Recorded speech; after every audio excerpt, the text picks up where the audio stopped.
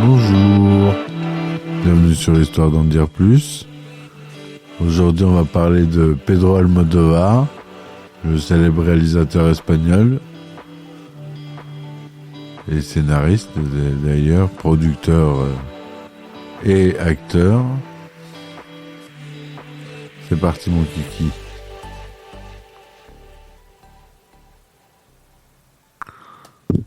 Alors, Pedro Almodóvar, parfois simplement appelé Almodóvar, est un réalisateur, scénariste, producteur et acteur espagnol. Il connaît le succès pendant le mouvement culturel de Movida qui suit la fin de l'Espagne franquiste et devient rapidement l'un des réalisateurs espagnols les plus mondialement connus. Pedro Almodóvar Caballero, né le 25 septembre 1949 à Calzada de Calatrava, dans la province de Ciudad Real, dans la communauté autonome de Castille-La Manche, en Espagne, Castilla-La Mancha. Son père, Antonio Almodóvar, est viticulteur et sa mère, Francisca Caballero, est liseuse et traductrice pour analphabète. Il a deux sœurs aînées, Antonia et Maria Jesus, et un frère cadet, Agustín. À l'âge de 8 ans, Pedro Almodóvar est envoyé dans un internat catholique à Cáceres, en Extremadura, dans l'espoir de le voir devenir prêtre. Sa famille finit par le rejoindre à Cáceres. Son père ouvre une station-service et sa mère ouvre une cave à vin où elle vend son propre vin. Pedro Almodóvar découvre le cinéma et particulièrement le travail de Luis Buñuel, autre célèbre réalisateur mexicain, qui l'influencera. Le cinéma est devenu ma véritable éducation, bien plus que celle que je recevais du prêtre. En 1967, à 18 ans, contre la volonté de ses parents, Pedro Almodóvar s'installe à Madrid dans le but de devenir réalisateur. Il devient très vite autodidacte, incapable de s'inscrire à l'École nationale de cinéma de Madrid, tout juste fermée par Francisco Franco. Il survit grâce à de nombreux petits boulots comme vendeur de rue dans le Rastro, le marché aux puces de Madrid, et agent administratif dans la compagnie de téléphone Telefónica, où il travaille durant 12 ans jusqu'à 3 heures de l'après-midi, occupant le reste de ses journées à poursuivre ses rêves de cinéaste. Au début des années 1970, Pedro Almodóvar commence à s'intéresser au théâtre et au cinéma expérimental. Il collabore avec la compagnie théâtrale indépendante Los Goliardos, où il commence à jouer et rencontre Félix Rothaeta et Carmen Maura. Il est le personnage important de la Movida et crée un groupe de musique glam rock avec Fabio McNamara. Il écrit des articles de nombreux journaux et magazines, comme El País, Diario 16 et La Luna, ainsi que des comic strips et des histoires dans les magazines contre-culturels comme Star, El Víbora ou Vibraciones. Il publie une nouvelle, Fuego en las entrañas, Feu dans les entrailles, puis un recueil intitulé El sueño de la razón, Le rêve de la raison. À 22 ans, Pedro Almodóvar achète sa première caméra Super 8 avec son premier salaire et commence à réaliser des courts-métrages diffusés dans les scènes nocturnes de Madrid et de Barcelone. Ses premiers courts-métrages sont des narratifs principalement sexuels sans son. En 1974, Dos putas o historia de amor que termina en boda, Deux prostituées ou histoire d'amour qui finit en mariage. En 1975, La caída de Sodoma, La chute de Sodome. En 1976, Homenaje, Hommage. En 1977, La estrella, L'étoile. Et Sexo va, Sexo viene. Le sexe va et vient, son premier film au format 16 mm. Je l'ai montré dans des bars pendant des soirées, je ne pouvais pas ajouter le son car c'était très compliqué. La bobine était très fine et de mauvaise qualité. Je me souviens que je suis devenu célèbre à Madrid, car comme les films étaient muets, je lançais de la musique avec une cassette et je faisais des voix des personnages et les chansons et les dialogues moi-même. Après 4 ans de création de court-métrage en 1978, Pedro Almodovar réalise son premier long-métrage amateur en Super 8, Fol, Fol, Fol, Foyeme Team.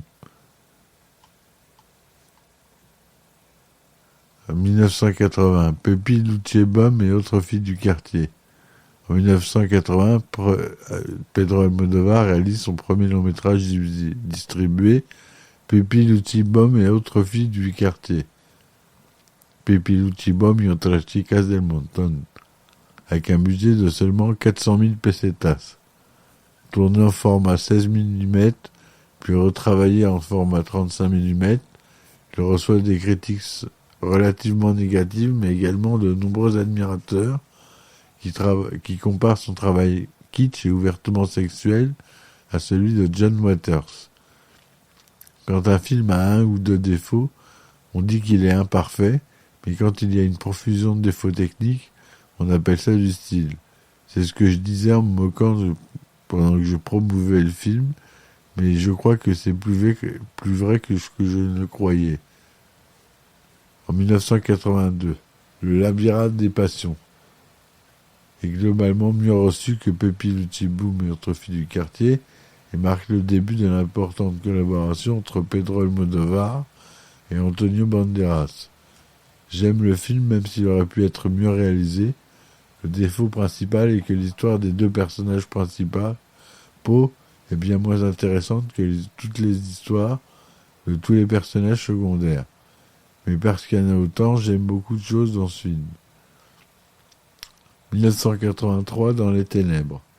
Entre Tinieblas, distribué en 1983, marque le début de la collaboration entre Pedro Almodovar et Julieta Serrano, Marisa Paredes et Chus Rampreave, et solidifie la réputation de réalisateur comme enfant terrible du cinéma espagnol, avec le début de l'utilisation de la comédie mélodramatique et de la musique populaire pour exprimer l'émotion. 1984, Qu'est-ce que j'ai fait pour mériter cela? La quatrième du film de Pedro Almodovar, Qu'est-ce que j'ai fait pour mériter ça? Que he hecho yo para merecer esto? Distribué en 1984, est un hommage à un néo-réalisme italien et fait écho à 2 ou 3 choses que je sais d'elle de Jean-Luc Godard, Kujigo de Roald Dahl, Dayworks ou de Truman Capote. En 1986, Matador, Pedro travaille avec le producteur André Vincente et l'écrivain Jesus Ferrero pour créer Matador, un film plus sombre que sa précédente filmographie. À sa sortie, le film lève quelques controverses quant à son sujet et la violence utilisée. La morale de mes films est d'arriver à une liberté plus grande. J'ai ma propre moralité et mes films aussi. Si vous voyez Matador à travers la perspective morale traditionnelle, c'est un film dangereux car c'est juste une célébration du meurtre. Matador est une légende. Je n'essaye pas d'être réaliste, c'est très abstrait. On ne s'identifie pas aux choses qui adviennent, mais à la sensibilité romantique. 1988, Femme au bord de la crise de nerfs. Mujeres al borde de un ataque de nervios. Distribué en 1988, donc, marque le premier succès critique et commercial de Pedro Almodovar après sa présentation à la Mostra de Venise 88. Il génère un box-office de plus de 7 millions de dollars aux États-Unis. Il remporte le prix du meilleur scénario de la Mostra de Venise, meilleur film, meilleur scénario original, meilleur montage, meilleure actrice pour Carmen Maura, meilleure actrice pour un second rôle pour Maria Barranco au prix Goya, meilleure actrice pour Carmen Maura, Discovery of the Year, au prix cinéma américain, et nommé meilleur film étrangers aux BAFTA, aux Golden Globes et aux Oscars du cinéma. 1990, Attache-moi, Atame. 1991, Talons aiguilles, Talones lejanos ou Tacones lejanos. Distribué en 1991, s'inspire de mélodrames hollywoodiens, interrogeant la relation mère-fille comme Stay à Dallas, le roulement de Mildred Pierce, Mirage de la vie et Sonate d'automne, cités dans le film, bien qu'il ait été un succès commercial en Espagne. Le film reçoit des critiques mitigées. Il gagne le César du meilleur film étranger et est nommé au meilleur Golden Globe du film en langue étrangère. En 1999, il sort Todo sobre mi madre, Tout sur ma mère, qui revisite les thèmes chers à Almodovar, de la sororité et de la famille. Le film est en compétition pour la Palme d'Or lors du Festival de Cannes, où Almodovar gagne le prix de la mise en scène, le prix du jury œcuménique.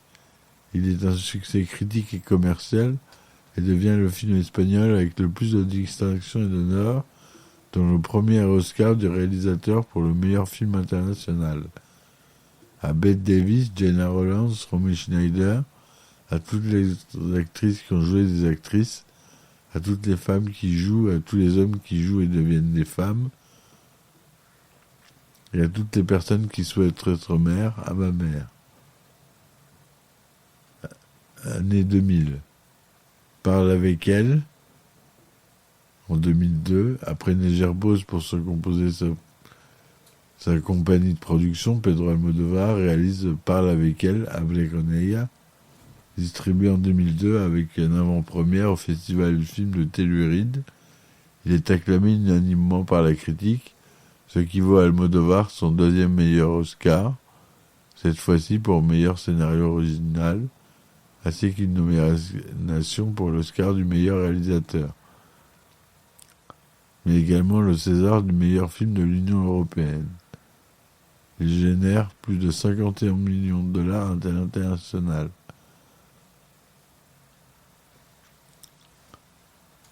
En 2006, Bolbert est presque une œuvre autobiographique où le réalisateur utilise des éléments de son enfance pour créer un scénario qui apparaît dans un projet plus ancien du réalisateur, La fleur de mon secret. Ce scénario parle de la mort plus que de la mort elle-même. Elle parle de la culture très riche qui entoure la mort dans la région de la Manche, dont je suis originaire, et de la façon pas du tout tragique dont les femmes de différentes générations gèrent cette culture. Le film reçoit des critiques très positives lors de présentations du Festival de Cannes 2006, où Pedro Almodovar gagne le prix du scénario, tandis que l'ensemble des actrices reçoit le prix d'interprétation féminine. Penélope Cruz est nommée pour l'Oscar de la meilleure actrice et devient la première actrice espagnole nommée pour ce titre. Le film génère un box-office international de plus de 87 millions de dollars et devient le film le plus rentable du réalisateur.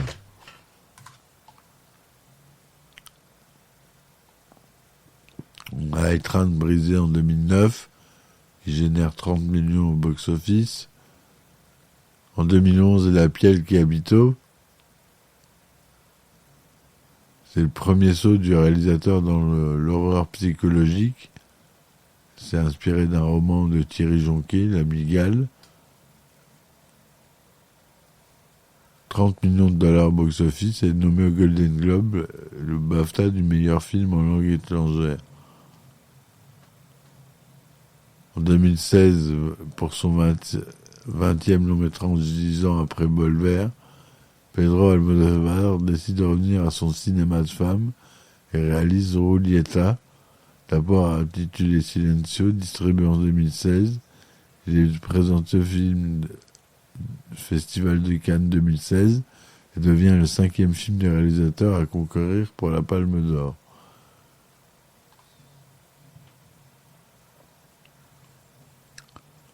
En juillet 2020, Agustín Almodóvar annonce que fera Son frère a terminé le scénario de son prochain long métrage pendant que le confinement lié à la pandémie du Covid-19, Madre para Yayas, distribué en 2021, ouvre la Mostra de Venise 2021, où Penélope Cruz gagne Coupe Volpi de la meilleure interprétation féminine. David Rooney de Hollywood Reporter écrit à propos du film. Le film est un testament au don de l'un des réalisateurs les plus appréciés au monde, qui entre en force dans sa 5e décennie de carrière et qui est constamment régalé notre regard sans perdre l'investissement pour la vie émotionnelle de ces personnages qu'il adore clairement. En janvier 2022, A Manual for Cleaning Woman, une adaptation de recueil de nouvelles éponyme de Lucia Berlin, le premier long métrage du réalisateur en langue anglaise, est annoncé avec Cate Blanchett dans le rôle principal. En juin 2022, Strange Way of My Life, un court-métrage western d'une demi-heure, est annoncé avec Ethan Hawke et Pedro Pascal dans les rôles principaux. Voilà pour une première partie sur la vie de Pedro Almodóvar. J'espère que ça vous aura plu. Je vous dis à très vite pour une deuxième partie et laissez des commentaires. Merci. Ciao, ciao.